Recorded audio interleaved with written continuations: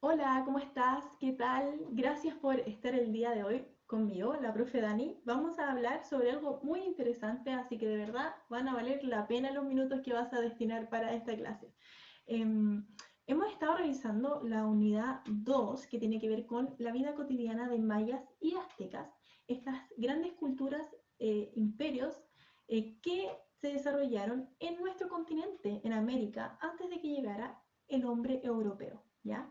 Son grandes imperios que se desarrollaron económicamente, políticamente, socialmente, culturalmente, o sea, tienen una infinidad de aportes y en su tiempo de progresos increíbles que nosotros hemos ido revisando, ¿cierto?, en estas clases.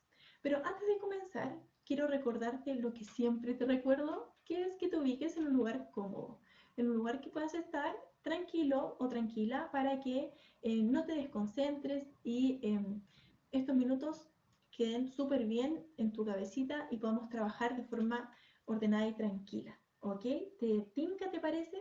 Vamos entonces.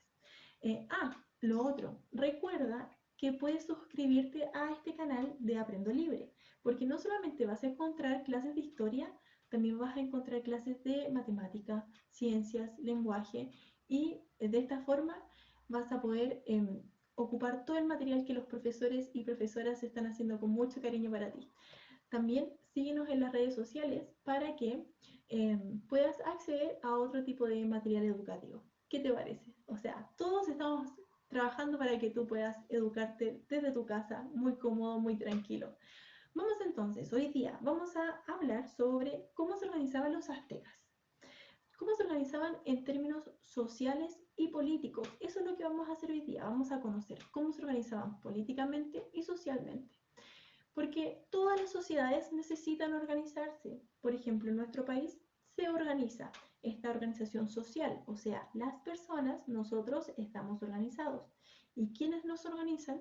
Los políticos. Los políticos crean leyes, normas, establecen derechos y deberes para que los ciudadanos podamos vivir de una forma tranquila y feliz. Eso mismo ocurría con los aztecas. Había una población que estaba organizada y estaban una clase política que los organizaba. ¿Te parece que comencemos a revisar esto? Ok. Recuerda que a mí me encanta invitarte a hacer actividades y en esta ocasión quiero invitarte a hacer una infografía. ¿En qué consisten las infografías? Las infografías son trabajos en los cuales nosotros ponemos la información de una forma súper visual, como muy llamativa, con dibujos, con letras de colores. Ya la información lo vamos a poner, por ejemplo, así, como hojas con información, no. ¿Qué es lo que vamos a poner? Vamos a poner la información más resumida, o sea, lo más importante, para que las personas que puedan ver tu infografía después digan, oh, qué lindo, qué interesante, ¿qué dice? Y vayan a leer, ¿ok? Vamos entonces, para eso vas a necesitar una hoja blanca y lápices de colores. Yo tengo cartulinas, tengo muchos retazos de cosas que me van quedando y eso es lo que voy a utilizar. Tú quizás tienes revistas, diarios, hojas blancas y eso quieres unirlo para hacer un diseño. El diseño es totalmente libre. Recuerda que lo que debe resaltar, eso sí, es la información. Ok, vamos. ¿Qué es lo que estás viendo tú aquí a mi costado? Esta imagen es una imagen de la ciudad de Tenochtitlán, la capital del Imperio Azteca. El Imperio Azteca, como hemos hablado hasta el momento en otras clases, no era un imperio o un pueblo muy querido, para nada. Los demás pueblos como que no les gustaba estar con ellos. ¿Por qué? Porque ellos iban sometiendo a los pueblos que se encontraban a su paso. Cuando ellos comienzan a desplazarse y llegan a este lugar, al lago Texcoco, donde establecen su ciudad, que es Tenochtitlán, ellos iban avanzando, iban sometiendo a los pueblos que se encontraban, por lo tanto no eran un pueblo muy querido.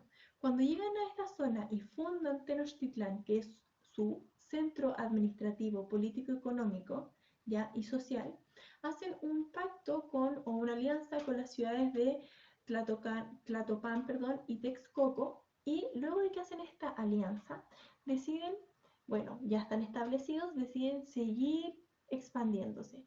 Y de esta forma eh, permanece la población en esta ciudad, pero ellos van hacia otros pueblos y los van sometiendo, y es por eso que el Imperio Azteca tiene mayor extensión territorial, porque van sometiendo a los demás.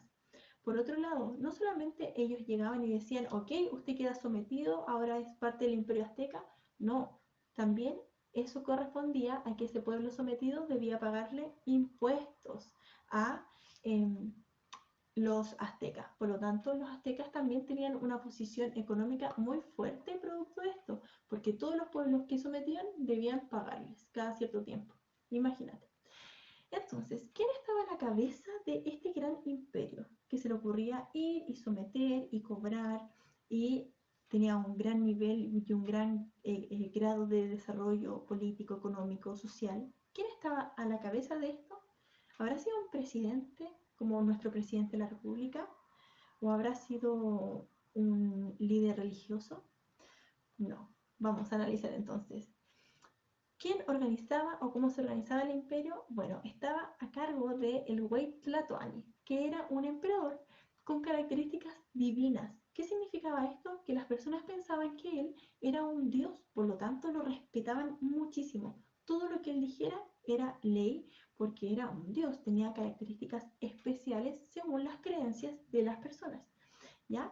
Pero él no gobernaba totalmente solo porque recibía apoyo de otros cargos políticos, ¿ok? Importantes. Pero hablemos del Huey Tlatoani, que era nuestro gran emperador. ¿Qué era él? ¿Qué hacía él? Bueno, él hacía muchas cosas. Primero era jefe del ejército, era supremo sacerdote, dictaba las leyes, aplicaba la ley y participaba en las asambleas más importantes del imperio. Si alguien tenía que sucederlo, tenía que reemplazarlo, debía ser alguien de su familia, elegido después o ratificado por las mismas asambleas en donde él participaba. Por lo tanto, él tenía todo el poder concentrado en sí mismo. Después, analicemos el rol que tenía otro de los personajes. Vamos al recuadro amarillo. Busca el amarillo. Ahí hay una palabra muy difícil, ¿cierto? Pues bien, intentemos leerla. El Cihuacohualp. Él, ¿qué hacía esta persona? Él era una especie de viceemperador. O sea que en caso de que cualquier cosa le pasara al Tlatoani, él podía reemplazarlo. Pero también de forma cotidiana él lo aconsejaba y le ayudaba. ¿Ok? Era su asistente privado, su consejero privado. Vamos al recuadro azul. Sígueme al recuadro azul, leamos esta palabra. Estas palabras están en idioma original azteca, por eso es que son tan difíciles. ¿Ok? El Tlacochtecatl. ¿Quién era él? Él era el jefe del ejército, ya era el que estaba a cargo de los asuntos del imperio, de si salían a invadir, si salían en expediciones. Él era quien controlaba la seguridad también dentro del imperio. Vamos al Tlatoque, el recuadro morado que creo que es el más fácil de leer de todos. El Tlatoque era eran los jefes de las provincias, porque el imperio azteca era tan grande que tenían provincias y en cada una de las provincias, aquí, así como por ejemplo como comunas, en cada uno de estos espacios territoriales había un jefe y ese era el Tlatoque. Y nos queda uno más en el recuadro rosa, el Calpuyec. El Calpuyec era el líder o el representante de los Calpulli. Los Calpulli, ¿quiénes eran? Eran las familias de los antepasados o que tenían vínculos entre ellos y que vivían en los mismos territorios. ¿Ok? Entonces, todas estas personas apoyaban la labor del Huey Tlatoani y formaban parte de una clase noble, una clase privilegiada. Observa esta pirámide. Es una pirámide con personas en ella, ¿cierto? Eso significa que la organización, ya vimos la organización política recién, ¿cierto? Cómo el emperador organizaba todo junto con sus asesores. Ahora vemos cómo la gente se organizaba. La gente se organizaba de acuerdo a un orden muy jerarquizado. O sea, arriba de la pirámide, o quienes tenían más poder, eran los nobles. Luego era el pueblo y luego eran los esclavos. Era muy difícil que si tú nacías pobre, tuvieras dinero en algún punto de tu vida siendo azteca. Pero había ciertos méritos que sí te podían ayudar a cambiar de posición social, por ejemplo, de dejar de ser pobre y pasar a ser rico, como por ejemplo si te destacabas en el ámbito militar o si tenías méritos como un sacerdote, ¿ya? Entonces, observemos, primero está el Tlatoani en la punta, él manda todo, él maneja todo como lo vimos recién, luego están los jefes administrativos y los sacerdotes, ¿ya? Los nobles, la nobleza, ¿quién es? La que aparece ahí, los piles, la familia del Tlatoani. Luego están los jefes militares. Todos ellos forman parte de una clase muy acomodada, que no les falta nada. Ellos viven muy bien, viven en el centro de Tenochtitlán, tienen buenas casas, ¿sí? Luego viene el pueblo. Vemos a los postecas. Los postecas eran los comerciantes de los aztecas. Ellos se trasladaban desde Tenochtitlán a otras ciudades. Y en esas otras ciudades no solamente ellos iban a comerciar, sino que también iban a observar qué cosas estaban pasando para poder informarle al Tlatoani, ¿ya? Si es que tenían enemigos, etc. Y el pueblo campesino. El pueblo campesino era el mayor número de personas, eran los que se preocupaban de arar la tierra, de sacar cosas de la tierra como papas, lechugas y todo lo que comieran. Y los artesanos eran las personas que les hacían elementos decorativos a la clase privilegiada, a los nobles, como tocados, como joyas, todo eso los hacían los artistas, que eran parte del pueblo. Y luego tenemos el último escalafón de esta pirámide, que son los esclavos o los siervos. Los esclavos, ¿cómo tú podías eh, lamentablemente pasar a tener esta condición? Por ser prisionero de guerra, por ser un criminal en modo de castigo. Eh, y la tercera forma a través de la cual podías ser esclavo era esto. Siempre se me arranca la última idea cuando hablo de esto. Para ser esclavo, o tenías que ser un criminal, tener deudas, o ser un prisionero de guerra. Ahí volvieron las tres ideas a mi cabeza. Entonces, si tú tenías alguna de estas condiciones, o alguna de estas condiciones, eras considerado esclavo y eras destinado para trabajos forzosos, o sea, trabajos muy difíciles, muchas horas al día. Y si es que hacían ceremonias religiosas para ofrecerle cosas a los dioses, ellos eran elegidos en forma de sacrificio.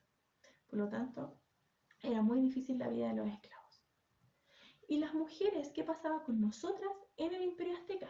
Bueno, nosotras, por vivir en una sociedad tan jerarquizada como era la azteca, las mujeres quedaban relegadas a lo que el marido quisiera, ¿ya? Por lo tanto, las mujeres hacían todo lo que el esposo les ordenara y se dedicaban a labores de hogar, a la crianza de los niños hasta los 2 años. ¿Por qué? Porque si un niño o un bebé era varón, después de los 2 años se criaba con el padre, y si el bebé era mujer, después se criaba con la mamá. Pero hasta los 2 años la mamá era quien mantenía todo esa labor. También tejía, hacía túnicas y prendas que utilizaban y que también servían para pagar tributos. Otra cosa importante de las mujeres es que las mujeres aztecas, las que vivían en situaciones de privilegio, como en la nobleza, a pesar de que tenían muchos beneficios, no les era permitido participar en política o en cargos públicos, y las mujeres que eran de estratos más bajos o sea, eran pobres, esas mujeres eran motores económicos en sus familias porque debían trabajar la tierra, cuidar a los bebés, eran un gran aporte. Ok, ahora vamos a trabajar en nuestra infografía y con esta misma vamos a concluir nuestra clase. Yo te dije que había trabajado con cartulinas, así que mira, así va la mía. Puse pirámide social, repliqué la misma pirámide porque creo que nos deja muy claro cómo la sociedad se organiza. Se organiza de una forma en la cual es muy estructurada, ¿cierto? Cada una de las personas está en una posición, es difícil que se mueva. Y aquí puse cómo se organizaban los aztecas. Acá, ¿qué es lo que yo puedo poner como a modo de idea? Tú puedes poner datos interesantes de la clase, o puedes poner incluso los nombres de cada una de las personas que se ubica en esta pirámide, como por ejemplo, si ponemos de esa forma, voy a poner al Tlatoani y voy a poner nobles. Ya estoy solo anotando los nombres de cada una de las personas que se desarrollaron en el imperio. Después podemos poner al pueblo y a los esclavos. Voy a marcar no en rojo porque no se ve nada, porque el papel es rojo. ¿Ves? Y puedes tú ir completando con otra información. Yo lo voy a continuar, lo voy a terminar. Pero básicamente es esto, organizar la información de un modo llamativo, colorido, que capte nuestra atención, ¿ya? Y lo importante es que la organización política y social de los aztecas era muy estructurada, con poca movilidad social, o sea que si una persona nacía en el pueblo, era muy difícil que ascendiera a este nivel. Eso era completamente imposible a menos que tuvieran méritos militares o religiosos. Así que eso, ya sabes cuáles son las diferencias entre nuestra sociedad y la sociedad azteca. Gracias por estar acá, espero que nos encontremos en una próxima ocasión y espero que tengas un gran día. Que estés muy bien. Chao, chao.